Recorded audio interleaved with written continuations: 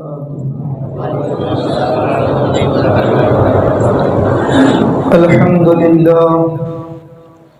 الحمد لله العلي الأكبر، والصلاة والسلام على سيد البشر وعلى آله وأصحابه السرج الغرر. أما بعد، فأعوذ بالله من الشيطان الرجيم. بسم الله الرحمن الرحيم. يا أيها الذين آمنوا اتقوا الله حق تقاته ولا تموتن إلا وأنتم مسلمون. صدق الله مولانا العظيم وصدق رسوله النبي الأمين المعين الكريم، ونحن على ذلك لمن الشاهدين ومن الشاكرين، والحمد لله رب العالمين. معزز سامعین کرام، آئیے ہم اور آپ نہایت ہی عقیدت و احترام کے ساتھ حضور صاحب القلات فخر موجودات رحمت عالم نور مجسم جناب احمد مجتبی محمد مصطفیٰ صلی اللہ علیہ وسلم کی بارگاہ اقدس میں درود و سلام کا نذرانہ پیش کریں. پڑھی اللہم صلی علی سیدنا و شفیعنا و نبینا و مولانا و ملیانا محمد معدن الجود والکرم وعلى آلہ و صحابہ بارک وسلم. صلاة و سلام علیک یا رسول اللہ، صلاة و سلام علیک یا حبیب اللہ. معزز سامعین کرام، میں نے آپ کے سامنے قرآن مقدس کی ایک بڑی ہی مشہور و معروف آیت کریمہ تلاوت کرنے کا شرف حاصل کیا ہے. انشاءاللہ الرحمن اسی کے تناظر میں چند باتیں آپ حضرات کے سامنے پیش کرنے کی سعادت حاصل کروں گا. ہمارا اور آپ کا رب قرآن مجید میں ارشاد فرماتا ہے، یا ایھا الذین آمنوا اتقوا اللہ حق تقاتہ ولا تموتن الا وانتم مسلمون. اے ایمان والو، اللہ سے ڈرتے رہو جیسا کہ اس سے ڈرنے کا حق ہے. اللہ سے ایسے ڈرو جیسے اس سے ڈرنے کا حق ہے. ولا تموتن الا وانتم مسلمون، اور تم نہ مرنا مگر مسلمان ہی ہو کر. تم دنیا سے نہ جانا مگر صاحب ایمان ہی ہو کر. قرآن مجید کی اس آیت کریمہ میں حالات کے تناظر میں دو بڑے خاص اور اہم پیغام ہمارے حوالے کیے گئے ہیں. قرآن مجید میں اس آیت کریمہ کے اندر اللہ ارشاد فرماتا ہے، پہلی بات تو یہ بتائی گئی کہ اللہ سے ایسے ڈرو جیسا کہ اس سے ڈرنے کا حق ہے. اس طریقے سے پروردگار عالم سے ڈرنے کا حق کیسے ادا ہوگا؟ اس کی صورت یہ ہے کہ اللہ کی تمام باتوں کو تسلیم کیا جائے. جن باتوں سے اللہ نے روکا ان چیزوں کو ترک کر دیا جائے، اور جن باتوں پر عمل کا حکم دیا ان چیزوں پر عمل کیا جائے. پھر اللہ تعالیٰ کی بارگاہ میں دعا کی جائے، اے اللہ تو اپنے فضل و کرم سے ہماری نیکیوں کو قبول فرما، اور اپنے فضل و کرم سے ہمیں جہنم سے نجات عطا فرما. میرے عزیزوں، میرے دوستوں، اب آپ ذرا غور فرمائیں. آیت کریمہ کا دوسرا حصہ ارشاد ربانی ہے، وَلَا تَمُوتُنَّ إِلَّا وَأَنْتُمْ مُسْلِمُونَ، اور تم نہ مرنا مگر مسلمان ہو کر. موت اور زندگی اللہ کے ہاتھ میں ہے، تو پھر ہم کیسے اپنی مرضی سے یہ کیسے کر سکتے ہیں کہ ہماری موت حالت ایمان ہی میں آئے؟ اللہ تبارک و تعالی نے موت و حیات اس کے دست قدرت میں ہے. وہ جب چاہتا ہے، جہاں چاہتا ہے، جس حالت میں چاہتا ہے انسان کو موت عطا فرماتا ہے. یہاں پر مفسرین اور علماء ارشاد فرماتے ہیں، اس آیت کا مطلب یہ ہوا کہ تم نہ مرنا مگر مسلمان ہو کر، یعنی اپنی پوری زندگی تم اسلامی زندگی بنا لو، اپنے آپ کو مومن کے کردار میں ڈھال لو، اپنی زندگی کو ایمانی زندگی بنا لو، تمہاری صبح ایمانی ہو، تمہاری شام ایمانی ہو، تم رات کے اجالے میں بھی مومن رہو، رات کی تاریکی میں بھی مومن رہو، دن کے اجالے میں بھی مومن رہو۔ ایسا نہ ہو کہ صرف جمعہ کے دن مسلمان نظر آؤ، صرف عید کے دن مسلمان نظر آؤ، صرف مسجدوں میں مسلمان نظر آؤ، صرف رمضان کے مہینے میں مسلمان نظر آؤ، نہیں، بلکہ مطلب یہ ہے کہ تمہاری پوری زندگی اور زندگی کا ہر ایک لمحہ اسلامی لمحہ بن جائے، ایمانی کردار بن جائے، تو جب پورے طریقے سے تم مسلمان رہو گے تو موت جب بھی آئے گی مسلمان ہو کے جاؤ گے۔ اب موت چاہے بازار میں آئے، چاہے گھر میں آئے، دکان میں آئے، چاہے کسی کھیت کھلیان میں آئے، صبح کو آئے، شام کو آئے، ایک انسان جب اس نے پوری زندگی ایمانی زندگی بنا لیا، اپنے معاشرے کو اسلامی معاشرہ بنا لیا، تو موت آنے دو، وہ جب بھی آئے گی ہمیں ایمان والا پائے گا۔ بات سمجھ میں آئی؟ اس لیے آج کے حالات کو دیکھتے ہوئے ہمارے اور آپ کے اوپر یہ بہت اہم معاملہ ہے کہ ہم اپنے ایمان کی، اپنے ثقافت و تہذیب کی اور اپنے ایمانی کردار کی حفاظت کریں۔ میرے عزیزوں، میرے دوستوں، ابھی 15 اگست کی تقریبات پورے ملک کے اندر منائی گئی۔ ملک کے اندر جتنے بھی لوگ بستے ہیں، ہندو، مسلم، سکھ، عیسائی، جس دھرم کے بھی ماننے والے ہیں، سبھی لوگوں نے اپنے اپنے کلچر، اپنے اپنے انداز میں، اپنے اپنے طریقے سے ملک کی آزادی کا جشن منایا۔ اور یہ ملک کی آزادی ہے تو ملک میں جتنے لوگ ہیں یہ سب کے لیے آزادی کا تحفہ ہے، خوشی کا اظہار کرنا ہر ایک کے لیے روا۔ مگر حیرت اس پر ہے اور تعجب کی بات یہ ہے کہ آج اس سال کے جشن آزادی کے کچھ ایسے مناظر نگاہوں کے سامنے آئے جسے دیکھنے کے بعد ایسا محسوس ہوا کہ مسلمان کس قدر خوف کے سائے میں اور کس قدر چاپلوسی کی دنیا پہ اتر آ چکا ہے۔ وہ سمجھتا ہے کہ اب جب تک ہم غیروں کے سامنے اپنی حب الوطنی اور دیش بھکتی جب تک دوسروں سے اس کی سرٹیفکیٹ نہیں لے لیتے، اس وقت تک ہم اس ملک کے وفادار نہیں سمجھے جائیں گے۔ مسلمانوں، بڑے شرم کی بات ہے، بڑے افسوس کی بات ہے، مسلمان اپنے ایمان کے تقاضے کی بنیاد پر ہر حالت میں اس کو اپنے ایمانی طور طریقے پہ رہنا چاہیے۔ وہ جہاں رہے اسے اس بات کا احساس ہونا چاہیے کہ وہ ایک مسلمان ہے، صاحب ایمان ہے، اور اس کے کچھ تقاضے ہیں جسے اسے پورا کرنا ہے۔ میرے عزیزوں، میرے دوستوں، اس وقت اس سال جو تقریبات منائی گئی، ہم خود اس بات کا اعتراف کرتے ہیں کہ ملک کی آزادی میں تمام قوموں نے حصہ لیا، تمام لوگوں نے اپنی قربانیاں پیش کی، تب کہیں جا کے یہ ملک آزاد ہوا۔ ہر ایک کو حق ہے کہ آزادی کا وہ جشن منائے۔ یہ ایک قومی اور ایک ملکی سطح پر آزادی کا جشن منایا جاتا ہے، مگر آزادی کا جشن منانے کی ایسی روایات آج سے پہلے ہم نے کبھی نہیں دیکھی تھی۔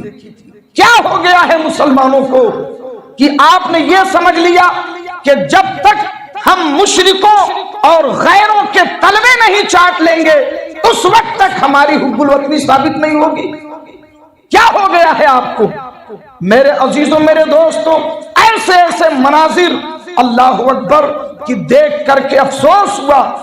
اور عوام تو عوام، حد تو یہ ہے کہ جو علماء اپنے آپ کو کہلاتے ہیں، جو خواص کہلاتے ہیں، اور ایسے لوگ، ایسے مکتب فکر کے لوگ جو کل تک رسول پاک صلی اللہ علیہ وسلم کی جشن ولادت کی خوشی منانے پر فتوے لگاتے تھے، آج ان لوگوں نے اپنے مدارس کے اندر کون کون سے کرتب دکھائے، کون کون سے مناظر دکھائے۔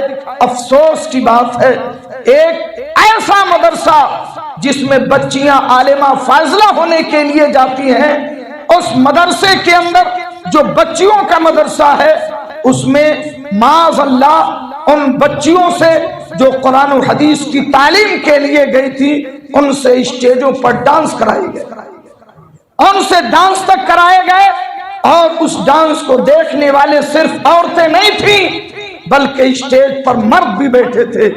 آپ دیکھیں دلی کے اندر ایک مسجد کے اندر جشن آزادی کا پروگرام منایا گیا، اور اس مسجد کے اندر بڑی منت سماجت کر کے ایک مندر کے پجاری کو لا کے بٹھایا گیا کہ یہ بیٹھ جائیں گے تو ہم اس ملک کے وفادار ثابت ہو جائیں گے، یہ آ جائیں گے تو بس سرٹیفکیٹ مل جائے گا کہ ہم اس ملک کے وفادار ہیں۔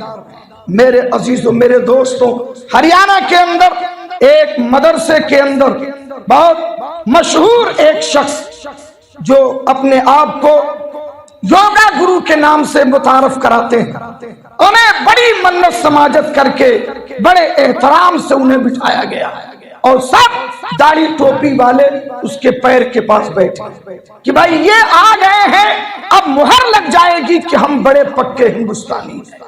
افسوس وہ قوم دیش بھکتی کا سرٹیفکیٹ ان سے لے رہی ہے، ان لوگوں سے۔ ارے تمہیں شرم آنی چاہیے، تم سے زیادہ ہندوستان کی آزادی میں کسی قوم کا کوئی حصہ نہیں ہے۔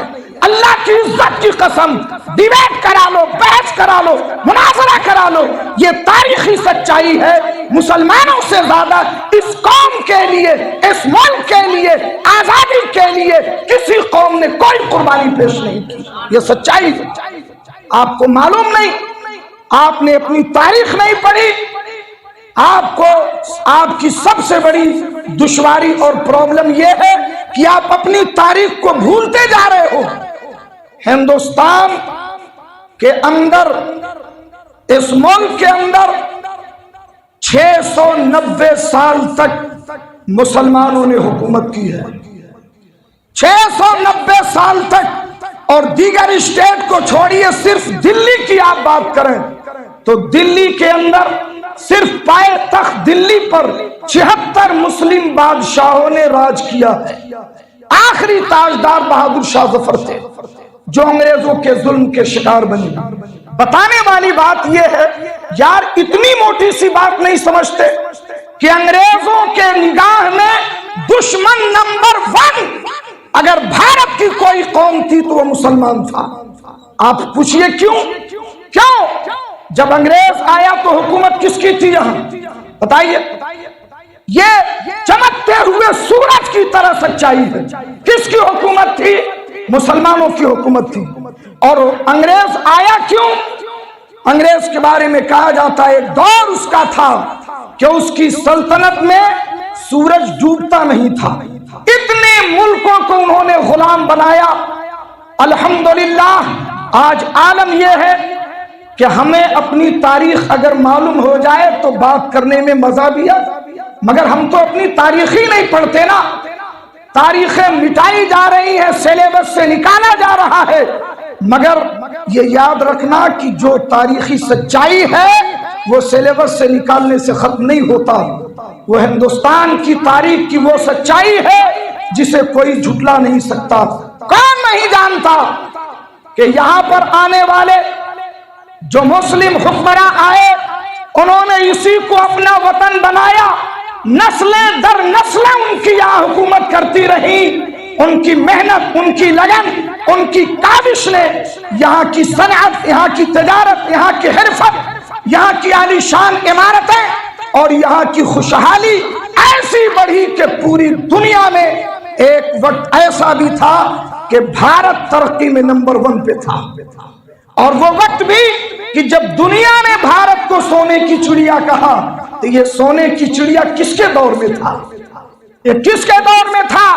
بڑی محنت اور لگن کے ساتھ اس ملک کو اتحاد کے ساتھ ہندو مسلم سکھ عیسائی جتنی قومیں تھیں سب کو ساتھ لے کر کے انہوں نے 700 سال تک حکومت کی۔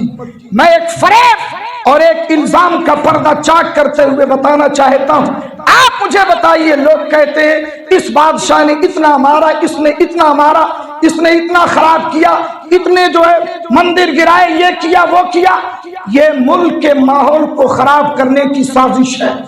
آپ ذرا سوچئے، اگر واقعی ایسا ہوتا تو 700 سال میں اس ملک کے اندر مسجد کے علاوہ کچھ نہیں بچتا، کچھ بھی نہیں بچتا۔ مگر اس وقت بھی دوسروں کے عبادت خانے مسجدوں سے زیادہ تھے۔ آج بھی اس بھارت کے اندر دوسروں کے عبادت خانے مسجدوں سے زیادہ ہیں۔ یہ اس بات کی سچائی، ہزاروں سال پرانے ان کے عبادت خانے موجود ہیں۔ تو میں عرض یہ کرنا چاہتا ہوں کہ اس ملک کو ترقی دینے میں 700 سال تک مسلمانوں نے اپنے خون پسینے سے اس ملک کو سینچا اور اسے سونے کی چڑیا بنایا۔ اسے دیکھ کر کے انگریز کی لالچ کی نگاہیں بھارت کی طرف اٹھی، اور کون نہیں جانتا، کون اس کا انکار کرے گا کہ اس ملک میں انگریز تجارت کے لیے آیا تھا۔ وہ تجارت کے لیے نیپال کیوں نہیں گیا؟ وہ تجارت کے لیے عربستان کیوں نہیں گیا؟ وہ تجارت کے لیے یورپ کا رخ کیوں نہیں کیا؟ اسے بھارت کیوں نظر آیا؟ کیونکہ بھارت اس وقت دنیا میں تجارت کی منڈی اور خوشحالی کی مثال تھی۔ اس لیے انگریز نے ایسٹ انڈیا کمپنی کے نام سے اپنی تجارت شروع کی اور کلکتے کے اندر اپنا پہلا دفتر قائم کیا۔ دھیرے دھیرے، اب پوری تاریخ بتانے کا تو وقت میں، دھیرے دھیرے اس نے پیر پسارنا شروع کیا۔ اس نے دیکھا یہ ملک بڑا سرسبز و شاداب، یہاں ترقی کے ذرائع بہت ہیں، قدرت کے خزانے موجود ہیں، یہاں بہت بڑا ملک، اگر ہم نے اس پر حکومت کر لیا، قبضہ جما لیا، تو یہ ہمارے لیے بے پناہ دولت کا سامان بنے گا۔ آپ ذرا سوچیں، انگریز نے اپنی مکاری، عیاری، تشدد، ظلم اور اپنی چالاکی سے صرف دو لاکھ انگریزوں نے پورے بھارت کو اپنا غلام بنا لیا۔ آپ ذرا غور کریں، کس کا دور تھا؟ ٹکراؤ کس سے ہوا؟ جب انگریز نے اپنی طاقت کو مضبوط کیا تو پھوٹ ڈالو اور حکومت کرو، کبھی اس راجا کے ساتھ، کبھی اس راجا کے ساتھ، کبھی اس نواب کے ساتھ، کبھی اس حاکم کے ساتھ مل کر دوسروں سے لڑ کے کمزور کرتے رہے۔ مگر یہ تاریخی سچائی، چاہے اپنا ہو یا غیر، بلکہ جب تک بھارت کی تاریخ موجود ہے کوئی اس کا انکار نہیں کر سکتا کہ پورے بھارت میں وہ اپنی طاقت بڑھانے کے باوجود شیر میسور ٹیپو سلطان کے سامنے اس کی کوئی دال نہیں گلتی تھی۔ کئی لڑائیوں میں شکست کھانے کے بعد اسے یقین ہو گیا کہ جب تک شیر میسور زندہ ہے بھارت ہمارا نہیں ہو سکتا۔ اس لیے کچھ اپنوں کی غداری، کچھ ملک کے لوگوں کی بے وفائی اور کچھ دوسرے راجا مہاراجاؤں کی آپسی چپقلش نے انگریز کے لیے وہ راستہ بھی آسان کیا، اور 1799 کے اندر شیر میسور سرنگاپٹم کی جنگ کے اندر شہید ہو گئے۔ اور جب انگریز نے ٹیپو سلطان کو شہید کر لیا تو ان کی لاش کے پاس کھڑے ہو کر کے اس نے اعلان کیا، آج بھارت ہمارا ہے، آج یہ ملک ہمارا ہے۔ یہ تاریخی سچائی ہے کہ ڈائریکٹ لڑائی انگریز کی اگر کسی قوم سے تھی تو وہ قوم مسلم ہے۔ پھر اس کے بعد کیا ہوا؟ 1799 سے لے کر 1857 تک اس نے پورے ملک کو اپنی شکارگاہ بنا لیا۔ جتنی چھوٹی چھوٹی ریاستیں تھیں، چھوٹے چھوٹے حکمراں تھے، سب کو کچل ڈالا۔ 1857 آتے آتے آخرکار علماء، مشائخ، صوفیاء، بزرگان دین، مدرسوں کے فارغین علماء نکل پڑے اور انہوں نے ایک فیصلہ کن جنگ کی تیاری کی۔ 1857 کو کون جھٹلا سکتا ہے؟ لگاؤ ڈیوڈ، میں پوچھنا چاہتا ہوں 1857 کی جنگ آزادی کے قائد کون تھے؟ کمانڈر کون تھے، لڑنے والے فوجی کون تھے، جاسوس کون تھے، مرنے والے کون تھے، شہید ہونے والے کون تھے؟ میرے عزیزوں، میرے دوستوں، وہ سب تم تھے۔ آپ 1857 کی وہ تاریخ پڑھیے جب مدرسوں سے مفتیان کرام نکل پڑے، مشائخ نکل پڑے، علماء نکل پڑے، اور پورے ملک کے اندر انگریزوں کے خلاف فیصلہ کن جنگ لڑنے کے لیے جہاد کا فتویٰ صادر کیا، جہاد کا فتویٰ صادر کیا۔ اس فتویٰ کو لکھنے والے علامہ فضل حق خیر آبادی علیہ رحمت و رضوان جنگ آزادی کے عظیم مجاہد ہیں، جن کا آج نام بھی نہیں لیا جاتا۔ انہوں نے وہ فتویٰ لکھا، اور کس شان سے لکھا؟ ہمارے قائد وہ نہیں تھے جو انگریزوں کے تلوے چاٹیں اور ان کے سامنے دم ہلائیں، یا ان کے سامنے جھوٹ بولیں، یا ان کے سامنے جھک جائیں۔ نہیں، علامہ فضل خیر آبادی کو جب گرفتار کیا گیا اور فتویٰ مل گیا، اور ان سے لکھنؤ کی کورٹ میں ان کا کیس چلا، اور جج نے، جو کسی زمانے میں علامہ فضل خیر آبادی کا شاگرد رہ چکا تھا، جب اس نے پوچھا کہ فضل حق، کیا یہ فتویٰ تم نے دیا ہے؟ کیا انگریزوں کے خلاف جہاد کا فتویٰ تم نے دیا ہے؟ جبکہ اس سے پہلے اس نے اپنے قاصد کے ذریعے سمجھا دیا تھا کہ آپ ایک مرتبہ انکار کر دیں گے، باقی سب ہم ڈیل کر لیں گے، بس ایک مرتبہ کہہ دیجئے کہ یہ فتویٰ میں نے نہیں دیا۔ حالانکہ فتوے پہ ان کی مہر موجود ہے، دستخط موجود ہے، مگر ان سے کہا گیا کہ ایک مرتبہ آپ انکار کر دیجئے کہ یہ فتویٰ آپ کا نہیں ہے۔ علامہ فضل حق خیر آبادی جب لکھنؤ کی کورٹ میں حاضر ہوئے اور آخری فیصلے کی تاریخ پڑھی، جج نے دو ٹوک انداز میں پوچھا، بتائیے کیا ہمارے خلاف جہاد کا فتویٰ آپ نے لکھا ہے؟ کیا یہ دستخط آپ کے ہیں؟ کیا یہ مہر آپ کی ہے؟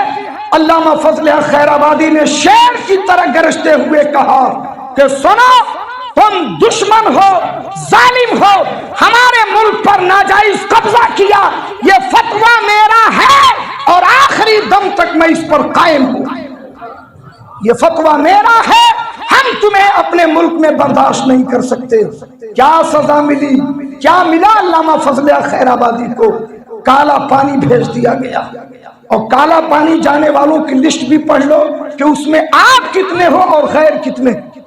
5000 سے زیادہ علماء کرام، پیران اعظام، مشائخ اعظام کو کالا پانی کی سزا کی گئی، جو کلکتے سے تقریباً 150 کلومیٹر کی دور سمندر میں ایک ٹاپو، بڑی زہریلی ہوا، وہاں سزا کچھ اور نہ دی جائے، خالی چھوڑ دینا وہاں پر۔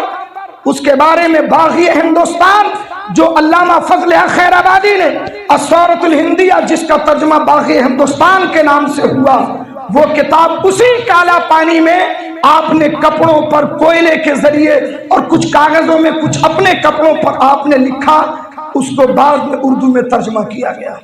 علامہ فضل حق خیر آبادی رحمت اللہ تعالی علیہ 1857 کی جنگ آزادی کے وہ ہیرو ہیں کہ اگر ان کے نام کو ہٹا دیا جائے تو 1857 کی تاریخ بالکل بے معنی ہو کے رہ جاتی ہے۔ اب ذرا سوچئے اور سوچ کے مجھے بتائیے، اتنے علماء مشائخ جو اٹھ کھڑے ہوئے تھے کہ پورے ملک کے لوگ انگریزوں کے خلاف ہلہ بول دیں، مگر اس میں بھی ان لوگوں نے غداری کی جن سے آج تم وفاداری کی سرٹیفکیٹ مانگ رہے ہو۔ ان کی غداریوں کی وجہ سے، کچھ ایسے غداروں کی وجہ سے جنہوں نے ملک کا نقصان کیا، وہ جنگ مسلمان اور اس ملک کی قومیں، ہندو، سکھ، عیسائی، جو بھی اس میں ساتھ تھے، آخر وہ جنگ ہار گئے۔ جنگ کی ناکامی کے بعد پھر تو انگریزوں نے جو تباہی مچائی ہے، مجھے بتاؤ یہ تباہی کس کے خلاف مچائی ہوئی؟ 1857 سے لے کر 1900 کی شروعات تک ان 43 سالوں میں چن چن کر کے علماء کو شہید کیا۔ یہ غدار انہوں نے ہمارے خلاف فتویٰ دیا۔ خانقاہوں کو آگ لگا دی گئی، مسجدیں مسمار کر دی گئی، دلی سے لے کر لاہور تک شاید کوئی ایسا درخت تھا جس پر کسی عالم کی لاش نہ لٹک رہی ہو. 58,000 علماء کو شہید کیا گیا. 58,000 علماء، مشائخ صوفیہ جو بڑی شان سے اپنی درسگاہوں میں خانقاہوں میں رہتے تھے، مگر کوئی ایک مائی کا لال ثابت کر لے کہ کسی عالم نے انگریزوں کا تلوا چاٹ کے معافی مانگا ہو، کہیں ثابت نہیں کر سکتے. یہ ہماری تاریخ ہے، یہ ہمارے بزرگوں کی تاریخ ہے. پھر 1921 میں کیرلا کے کسانوں نے جو انگریزوں کے خلاف زبردست مورچہ اٹھایا، کیا اسے بھول سکتے ہو؟ وہ 700 مسلمانوں کو گولیوں سے بھون دیا گیا، وہ سب کے سب مسلمان تھے. پھر 1922 کے اندر گورکھپور کے قریب چورا چوری کا حادثہ، کیا اسے کوئی بھلا سکتا ہے؟ جس میں انگریز کی پولیس چوکی کو بالکل جلا کے راکھ کر دیا گیا. انگریزوں نے جو اس کا بدلہ لیا، گورکھپور کے اطراف کو تہس نہس کر دیا. 180 لوگوں کو گرفتار کیا، سب کو پھانسی کی سزا دی، سب کے سب مسلمان تھے. آپ کو اپنی تاریخ معلوم ہونی چاہیے. علماء مشائخ کے ساتھ اور زمینداروں کے ساتھ، اس ملک کے لوگوں کے ساتھ وہ گھناؤنے برتاؤ کیے. معاذ اللہ، معاذ اللہ. زندہ لوگوں کو، زندہ مسلمانوں کو، زندہ علماء کو سور کی کھال میں لپیٹ کر کے کھولتے ہوئے تیل میں ڈال کے پکوڑا بنا دیا. ایسی ایسی تباہی مچائی، ان کی نسلیں ختم کر دی، زمینداروں کی زمینیں ختم کر دی. ظلم و بربریت کا ان کے سامنے یہ تھا کہ انہی مولویوں نے ہمارے خلاف لوگوں کو بھڑکایا، انہی مولویوں نے جہاد کا فتویٰ دیا، اس لیے ان کو چن چن کر کو مارو. اور جتنے لوگوں نے اس میں چندہ دیا، ساتھ دیا، کسی کو نہیں چھوڑا. کئی لاکھ لوگ مارے گئے. یہ جنگ آزادی کی وہ تاریخ ہے. ہم مانتے ہیں اخیر دور میں 1947 سے کچھ سال پہلے ساری قومیں اٹھ کھڑی ہوئی، مگر اس کے اسباب شروع کہاں سے ہوئے تھے؟ یہ تاریخ ہندوستان کی آزادی شروع کہاں سے ہوئی تھی؟ پچھلے پورے 100 سال میں، یعنی یوں سمجھ لیں کہ شیر میسور ٹیپو سلطان کی شہادت سے لے کر 1921 تک مکمل طریقے سے اگر انگریزوں کا دشمن نمبر 1 کوئی تھا تو وہ آپ تھے. ہم مانتے ہیں انہوں نے ہر قوم پر ظلم کیا، مگر ان کا ڈائریکٹ نشانہ اگر کوئی تھا تو آپ تھے. اور آگے بڑھیے، آپ تاریخ پڑھیں. 1942 آتا ہے. 1942 کے اندر پورے ملک کے اندر ہر قوم نے آزادی کے خلاف جو جدوجہد شروع کی، اس کی تاریخی مثال آپ دیکھیں 1942 میں. پھر 1944 کے اندر آزاد ہند فوج بنائی گئی، جس میں آدھے سے زیادہ مسلمان رضاکار موجود تھے. یہ تاریخ آپ کو معلوم، اسے بھی آپ پڑھیے. پھر آگے بڑھیے. 1946 آتا ہے. 1946 میں آزادی کی جو اینٹ رکھی گئی، آخری دھکا، آخری زور، وہ آپ کو معلوم ہے کیسے پڑا؟ 30 اپریل 27 28 29 30 اپریل 1946 کو بنارس کے اندر آل انڈیا سنی کانفرنس کی گئی. آل انڈیا سنی کانفرنس جس کی صدارت سرکار مفتی اعظم ہند نے فرمائی، جس کی صدارت صدر الافاضل حضرت علامہ سید نعیم الدین مراد آبادی نے فرمائی، حضرت پیر جماعت علی شاہ جس میں خصوصی مہمان بن کر کے آئے. اور یہ ایک ایسا تاریخی پروگرام تھا جس میں 24,000 صرف علماء کرام موجود تھے.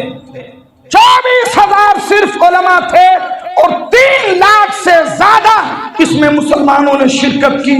یہ 1946 30 اپریل 1946 کا واقعہ ہے.